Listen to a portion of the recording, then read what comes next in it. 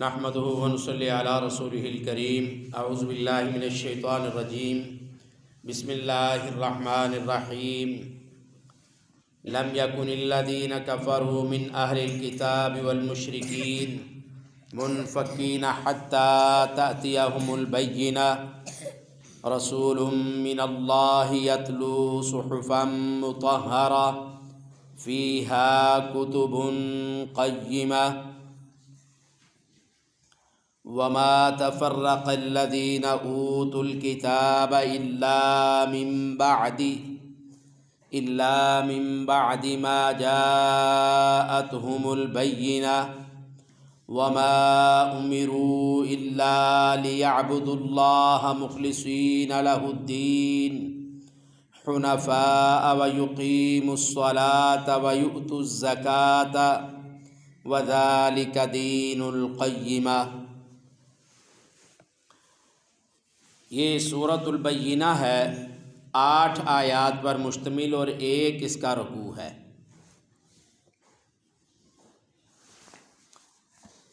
اس کے نزول کی ترتیب جو ہے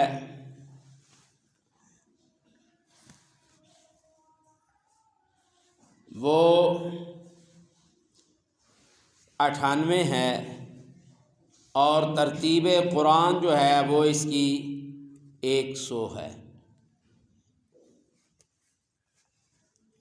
اللہ کے نام سے جو بے حد رحم والا نہایت مہربان ہے۔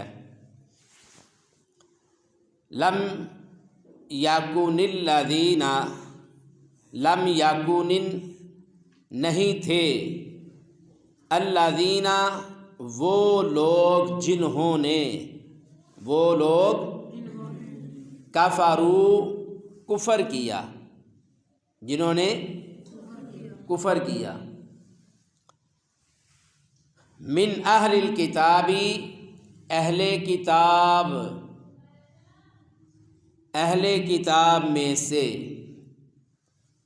والمشرکین اور مشرکوں میں سے، منفکین باز آنے والے، حتیٰ یہاں تک کہ تأتیہم البینہ، تأتیہم آئے ان کے پاس، البینہ واضح دلیل، واضح دلیل۔ نہیں تھے وہ لوگ جنہوں نے کفر کیا اہل کتاب میں سے اور مشرکوں میں سے باز آنے والے، یہاں تک کہ آئے ان کے پاس واضح دلیل۔ اس آیت کریمہ میں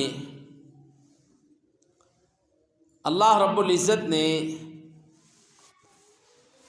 مشرکین اور اہل کتاب دونوں کو علیحدہ علیحدہ بیان کیا ہے۔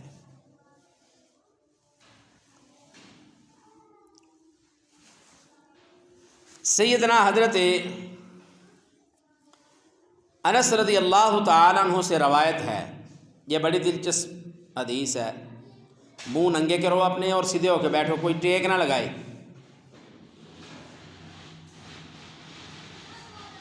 انس رضی اللہ عنہ سے روایت ہے، نبی صلی اللہ علیہ وسلم نے سیدنا حضرت ابی بن کعب، سیدنا حضرت ابی بن کعب رضی اللہ تعالی عنہ، رضی اللہ تعالی عنہ سے فرمایا،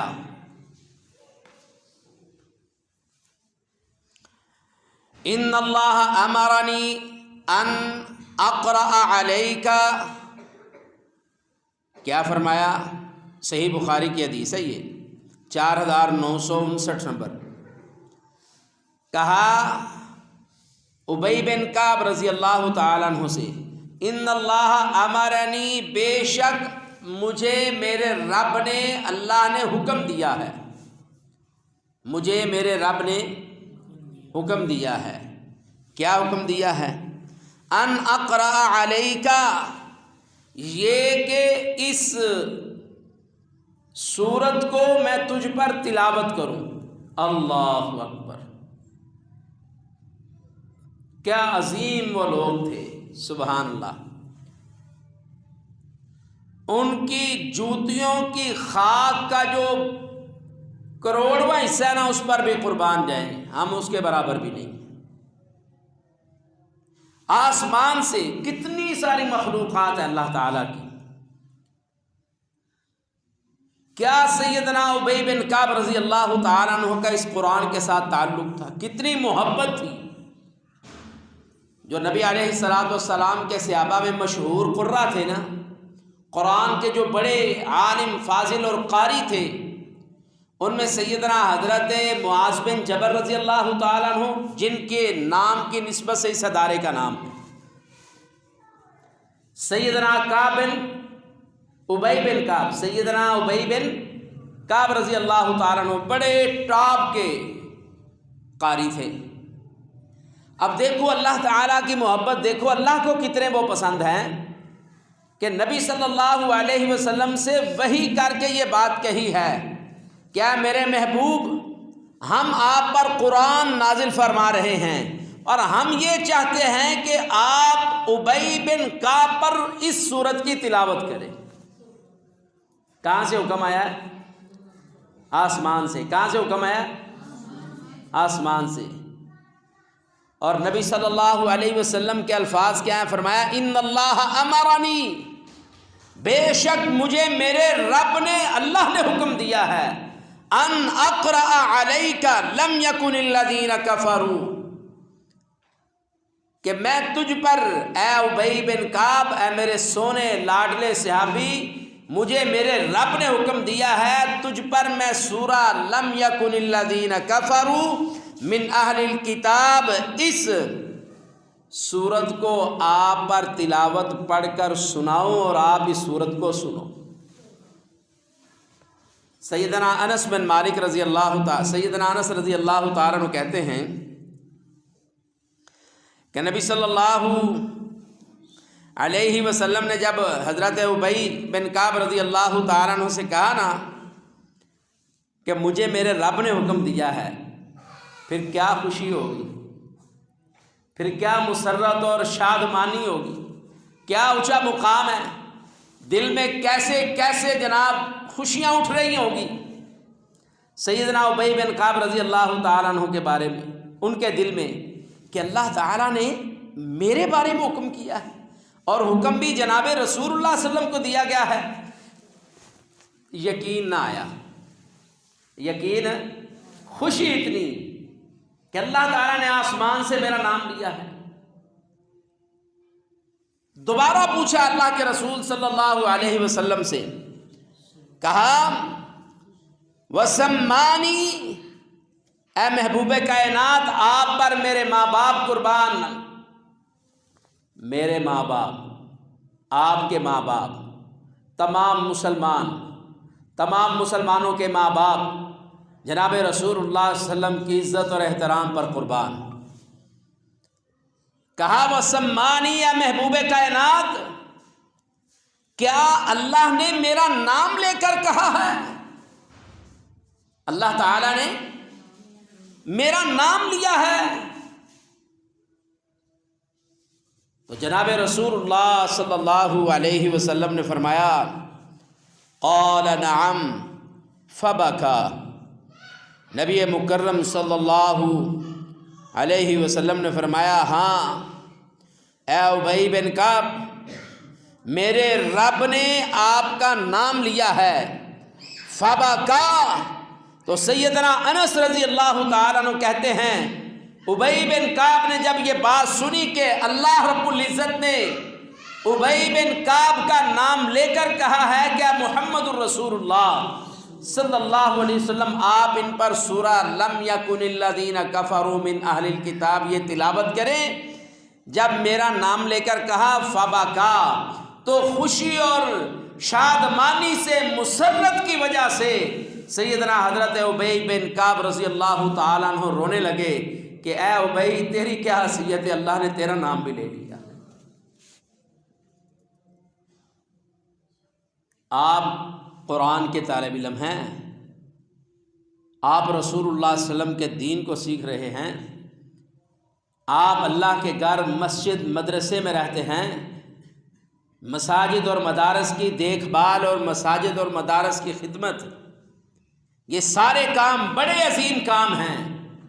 اللہ کے ہاں ان ایک ایک کام کی بڑی حیثیت ہے، اور آپ جس کتاب قرآن حکمت کی تلاوت کرتے ہیں، جس کو یاد کرتے ہیں اور پھر اس کو حفظ کرتے ہیں، اللہ کی قسم دنیا میں کوئی ایسی ڈگری، کوئی دنیا کا ایسا عزت والا کام نہیں ہے جو اس سے بڑھ کر ہو۔ اس سے بڑھ کر نہ کوئی ڈگری ہے، اس سے بڑھ کر نہ کوئی عزت والا کام۔ آپ نے اپنے آپ کو اتنا معمولی سمجھ رکھا ہے، ساری دنیا کی خوشیاں آپ پر قربان کر دی جائے تو آپ کا جو مقام اور عزت اللہ نے آپ کو دیا ہے اس کو کوئی بھی نہیں پہنچ سکتا۔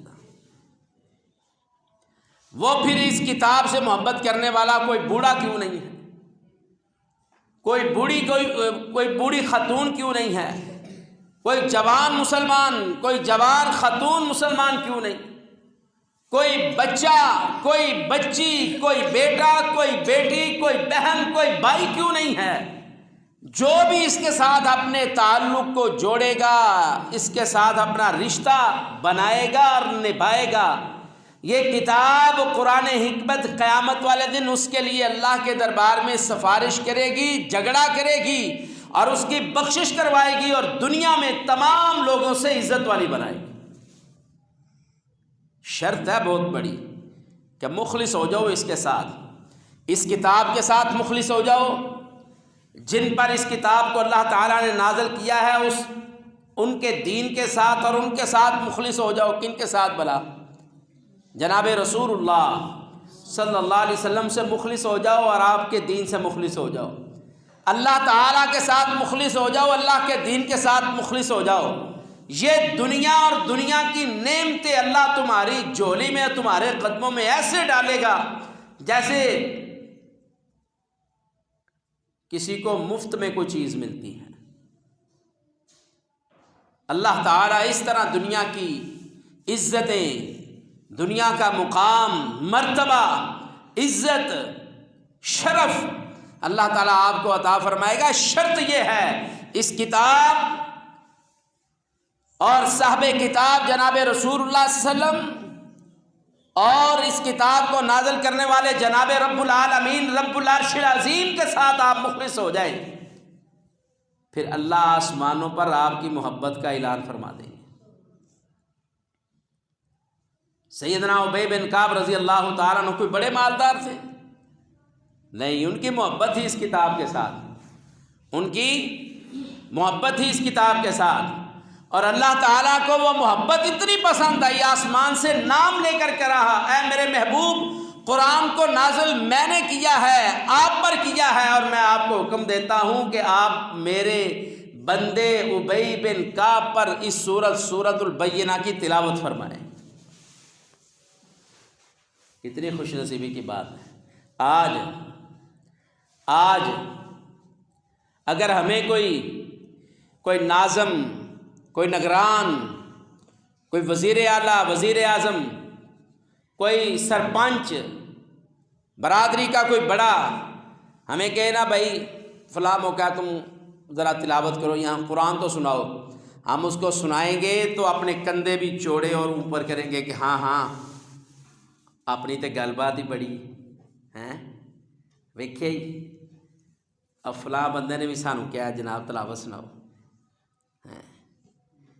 تو پھر اس بندے کی خوشی کا کیا معاملہ ہوگا جسے میرا رب جس کا نام لے کر کہے کہ میرے محبوب آپ اس کو قرآن پڑھ کے سنائیں۔ اللہ،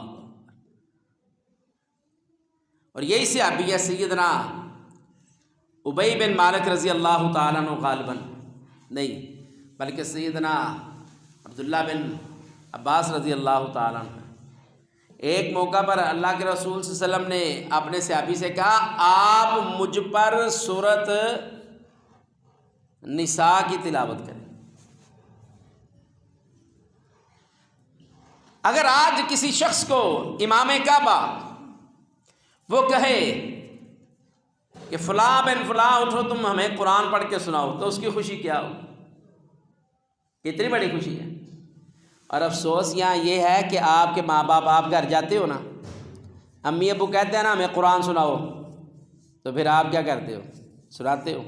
کون کون سناتا ہے ہاتھ اوپر کر؟ منہ شرم آندی، شرما جاتے۔ گند بلا کھانے پر نہیں شرماتے، برگر شوار میں کھانے پر نہیں شرماتے، مہنگی مہنگی جوتے اور لباس اور جناب برانڈ کے شوز اور اس طرح کی چیزیں، ماں باپ کا خرچہ، فضول خرچہ کروانے پر نہیں شرم آتی، عجیب و غریب قسم کی ان کی ڈیمانڈ کرنے پر شرم نہیں آتی، حلال مال کو فضول کاموں میں خرچ کرنے پر شرم نہیں آتی۔ شرم آتی ہے تو قرآن سنانے پر، حدیث سنانے پر، اچھی بات سنانے پر شرم آتی ہے۔ بھئی ایسی شرم اتار کر پھینک دو۔ یہ قرآن کا اعزاز ہے، جو اس کے ساتھ اپنا تعلق بناتا ہے میرا رب پوری دنیا میں اسے بلند کر دیتا ہے۔ آج اللہ کے فضل سے جتنا خوش نصیب میں ہوں، کوئی بھی نہیں ہوگا، اور یہ ساری خوش نصیبی میرے ماں باپ کی دعاؤں سے اور ان کی محبت سے ہے۔ یہ ان کی دعاؤں کا صلہ ہے جو اللہ نے مجھے دیا ہے۔ آج بھی ہزاروں لوگوں کے سامنے کھڑے ہو کر مجھے اللہ موقع دیتا ہے، میں قرآن اور حدیث پڑھ کے ان کو سناتا ہوں۔ اور یہ کس بات کا اعزاز ہے؟ یہ اللہ کے دین سے محبت ہے، اخلاص ہے، اور میرے ماں باپ کی وہ محنتیں ہیں۔ جب میں آپ سے بھی چھوٹی عمر میں تھا، مجھے بڑی اچھی طرح یاد ہے، اللہ کی قسم میں اس ایک لمحے کا اپنے والدین کا بدلہ نہیں دے سکتا۔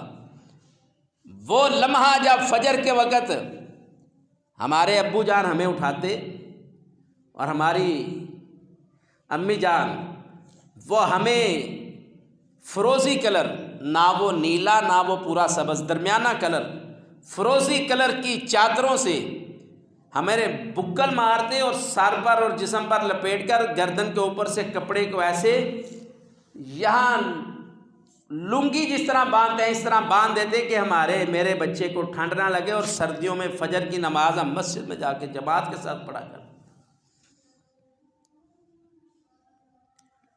یہ آج میرے اللہ نے یہ ساری عزت اور اعزاز مجھے میرے والدین کی بدولت دیا ہے، ان کی محنتوں اور کوششوں کی وجہ سے دیا ہے، اور آج بھی میں ان کے جوتوں کی خاک کے برابر نہیں۔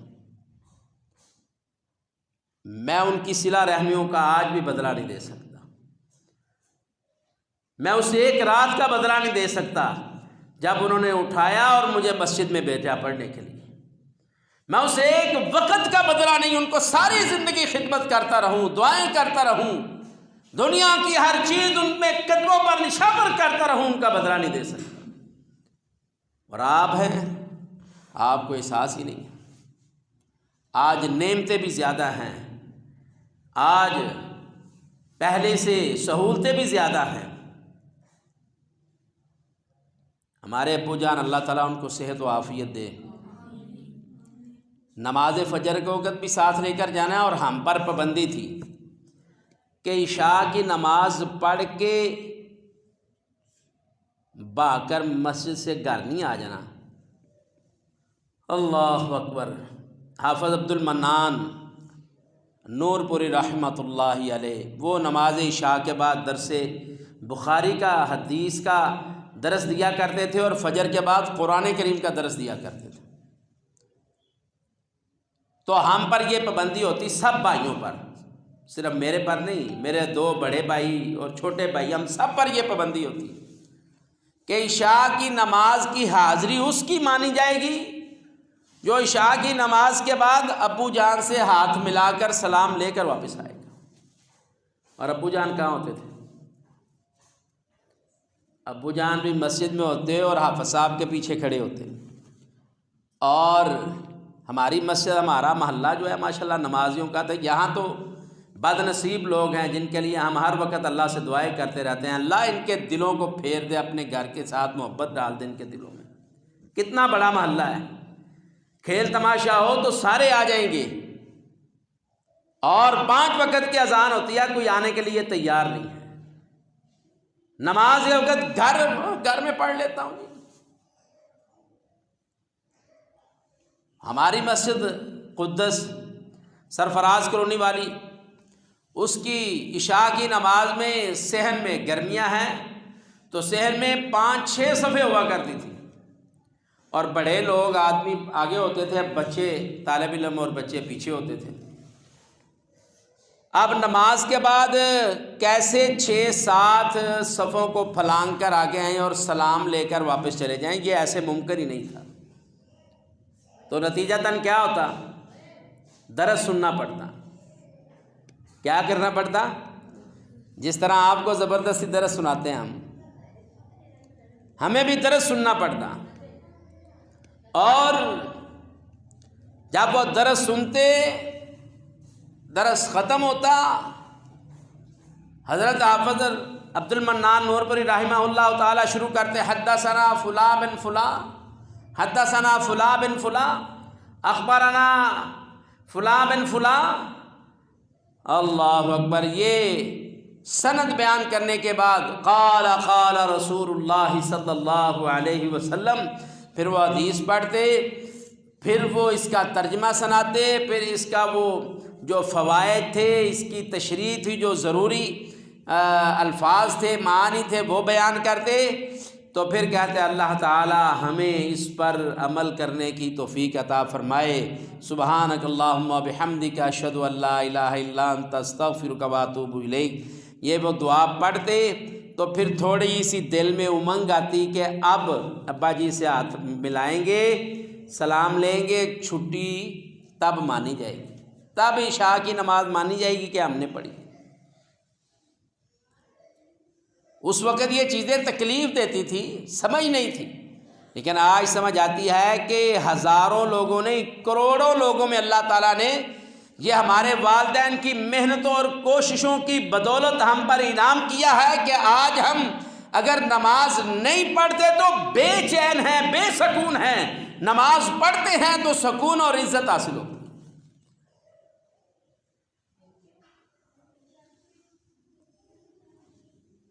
اب نماز درس ختم ہونے کے بعد ابا جی سنتے شروع کر دیتے، اب اور انتظار کرو، کبھی کبھی ہاتھ ملانے کا موقع بھی مل جاتا، اور جس دن بغیر ہاتھ ملائے واپس آ جاتے، پھر ہماری بھی خیر نہیں اور ہماری اماں جان کی بھی خیر نہیں۔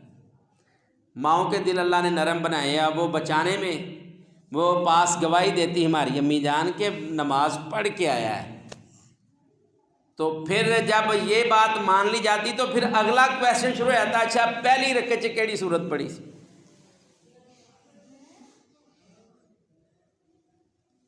ہاں، تو ابا جان حافظ قرآن تو نہیں تھے، لیکن حافظہ ان کا بڑا اچھا ہے ماشاءاللہ۔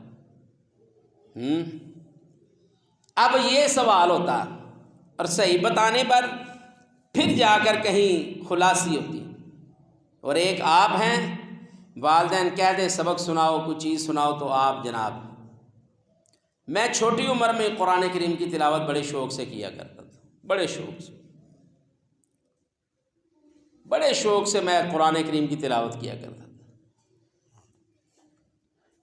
اور ایک آپ ہیں، موقع مل جائے شرارتیں، خیر بات دور نکل گئی۔ سیدنا انس بن مالک رضی اللہ تعالیٰ عنہ کی حدیث، ابی بن کعب رضی اللہ تعالیٰ عنہ کے بارے میں آپ نے سنی ہے۔ حضرت ابی بن کعب نے کہا اللہ کے رسول میرا نام لیا ہے اللہ تعالیٰ نے؟ کہا ہاں ابی تیرا نام لیا ہے۔ فبکا، وہ خوشی سے رو دیے، رو پڑے کہ ابی تو کہاں؟ رب العالمین نے تیرا نام لے کر کہا ہے کہ میرے محبوب سے قرآن سن۔ یہ اس قرآن کی بدولت اللہ تعالیٰ نے ساری عزت عطا کی ہے۔ اللہ اکبر۔ اور اس آیت کریمہ کی پہلی آیت کریمہ جو ہے، اس کے ترجمے سے یہ بات سمجھ آتی ہے کہ لم یکن الذین کفروا من اہل الکتاب والمشرکین، نہیں تھے، اللہ اکبر، یہ جو مشرکی اہل کتاب کون سے ہیں بلا؟ اہل کتاب ہیں جن کو تورات، انجیل اور زبور دی گئی ہے۔ وہ کیا ہے؟ وہ کتاب تھی نا۔ زبور ایک کتاب تھی جو اللہ تعالیٰ نے وَآتَيْنَا دَاوُودَ زبورا، جناب داود علیہ السلام کو کیا عطا کیا تھا؟ زبور۔ اور جناب موسیٰ علیہ السلام کو صاحب دیے تھے۔ اور انجیل کسے دی تھی؟ عیسیٰ علیہ السلام کو۔ اور تورات کس کو دی تھی؟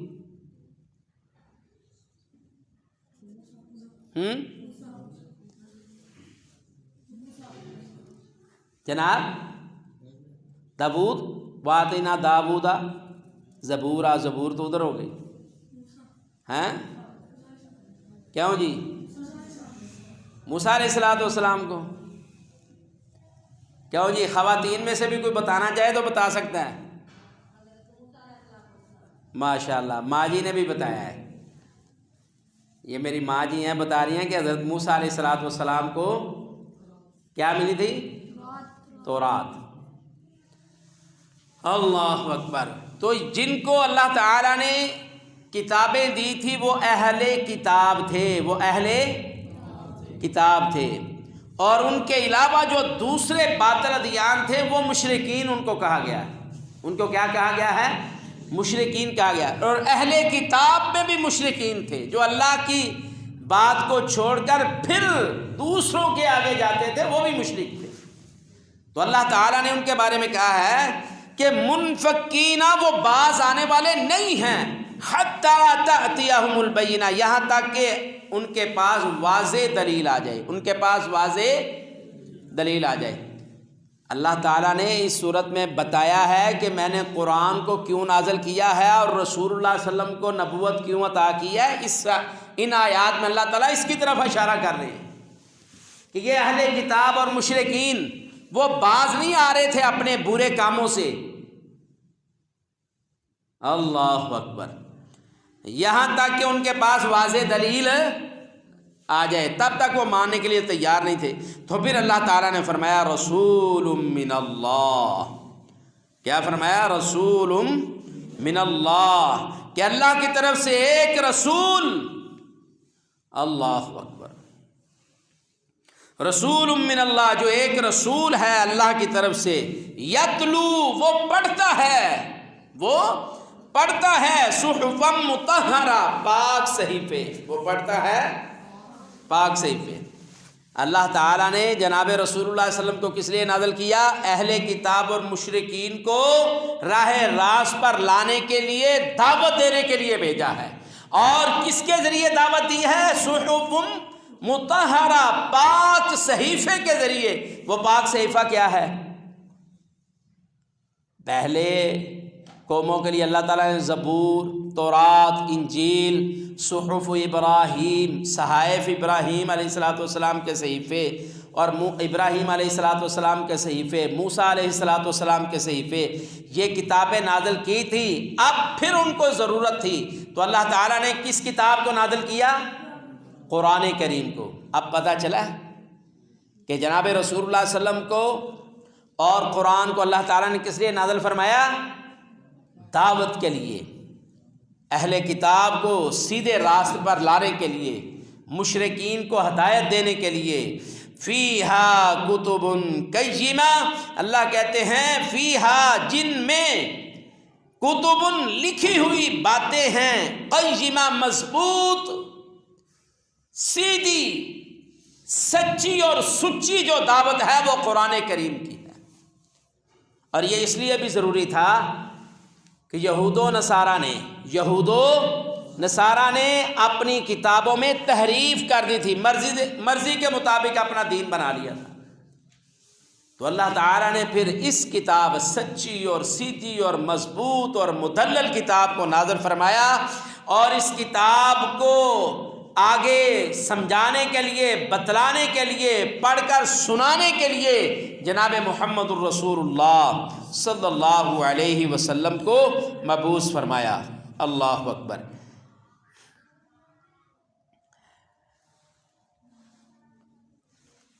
نہایت مضبوط کتاب، اور یہ اس لیے کہا گیا ہے کہ اس میں کوئی بھی ناپاک بات نہیں ہے، کوئی کمزور بات نہیں ہے، کوئی بے بنیاد قصہ اللہ تعالیٰ نے اس کتاب میں بیان نہیں کیا، اس لیے اسے کتب قیمہ کہا ہے۔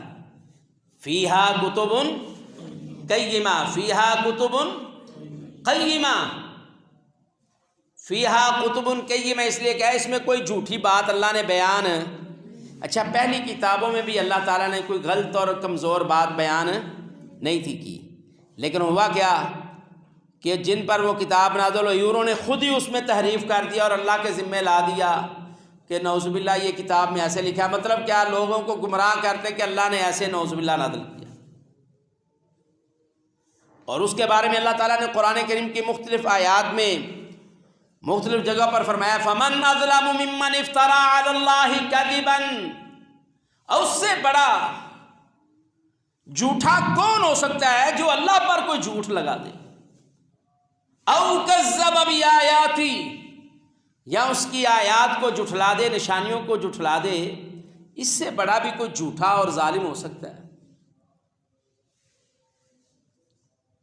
تو الحمدللہ یہ کتاب سچی، سچی، پاکیزگی والی، مضبوط، مدلل، متشابہات سے پاک، بالکل واضح واضح صاف، صراطا مستقیما، سیدھا راستہ دکھانے کے لیے اللہ تعالیٰ نے اس کتاب کو نازل کیا ہے۔ اللہ اکبر۔ جناب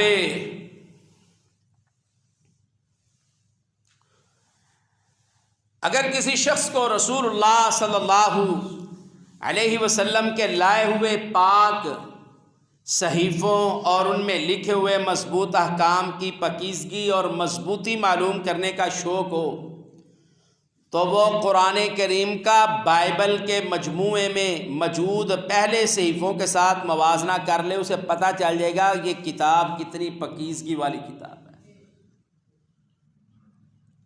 اللہ اکبر۔ جن میں صحیح باتوں کے ساتھ عقل اور اخلاق سے گری ہوئی باتیں، پہلی وہ کتابیں جن میں صحیح باتیں اللہ تعالیٰ نے جو اس میں نازل کی تھی، اور ان ظالموں نے خود اس میں تحریف کر کے اخلاق سے گری ہوئی باتیں اس میں لکھ دی، یہاں تک لکھ دیا نعوذ باللہ من ذالک، انہوں نے کہا کہ مریم نعوذ باللہ اللہ تعالیٰ کی بیوی ہے، استغفر اللہ ربی من کل ذنب واتوب الیہ، اتنا بڑا شرک۔ یہاں تک لکھ دیا کہ عزیر ابن اللہ، عزیر اللہ کا بیٹا ہے، نعوذ باللہ من ذالک۔ یہاں تک کہہ دیا کہ عیسیٰ علیہ السلام اللہ کے بیٹے ہیں، استغفر اللہ۔ کتنا بڑا یہ گند ہے، کتنی گری ہوئی اخلاق سے گری ہوئی باتیں ہیں۔ اللہ تعالیٰ کا تعارف کیا ہے؟ قل هو اللہ اللہ الصمد لم یلد ولم یولد ولم یکن لہ، وہ تو ان ساری چیزوں سے پاک ہے، سبحان اللہ۔